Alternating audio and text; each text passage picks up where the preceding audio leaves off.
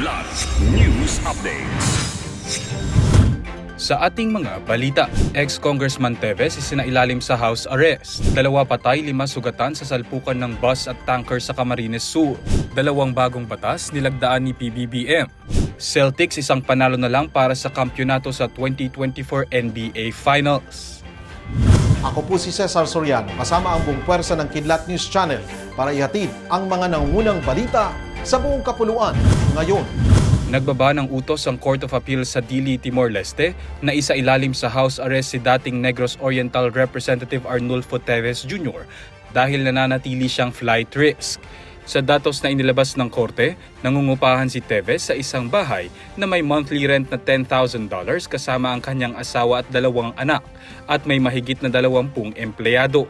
Nagtatrabaho rin umano si Teves sa isang construction firm na nagbibigay sa kanya ng financial support. Base sa kanilang nalaman, napagdesisyonan ng korte na mayroong risk of flight si Teves dahil mayroon siyang kakayahang pinansyal na lumabas ng Timor-Leste. Kinumpirma naman ni Attorney Ferdinand Topacio, legal counsel ni Teves, na isinailalim sa house arrest ang dating kongresista. Gayunpaman, kanyang pinabulaanan na ang pagtatalagang isang flight risk si Teves ang dahilan nito. Patay ang 2 habang 5 ang sugatan sa salpukan ng isang tanker at isang bus sa Maharlika Highway sa Barangay Flor de Lis, Milaor, Camarines Sur kaninang madaling araw. Batay sa inisyal na impormasyon, nagmula pa ng Leyte ang pampasaherong bus na patungo ng Maynila nang makabanggaan ito ang isang tanker truck na mula naman ng Batangas at papuntang Albay. Sa lakas ng banggaan ay tumilapon ng driver ng truck, gayon din ang babaeng pasahero ng bus sa gitna ng kalsada na naging dahilan ng agaran nilang pagkasawi. Kinilala ng otoridad ang isa sa mga nasawi na si Reynaldo Heronilla, 55 anyos at taga Santa Fe, Nueva Vizcaya. Ilan din sa mga sakay ng bus ang sugatan sa insidente na agad namang dinala ng rescuers sa Bicol Medical Center sa Naga City. Nagpapatuloy ang investigasyon ng PNP Milaor sa insidente. Nilagdaan ngayong araw ni Pangulong Ferdinand Marcos Jr. ang Real Property Valuation and Assessment Reform Act upang matiyak ang uniform valuation ng real property assets. Ayon sa Bureau of Local Government Finance, nilalayon ng batas na ayusin ang real property valuation system base sa international standards.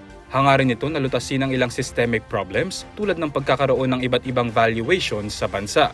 Sa parehong signing event, nilagdaan din ng Pangulo ang batas sa pagbuo ng Negros Island Region. Ayon sa bagong batas, kabilang sa Negros Island Region ang Negros Occidental, Bacolod City, Negros Oriental at Siquijor. Sa pagbuo nito, umabot na sa 18 ang bilang ng rehiyon sa Pilipinas.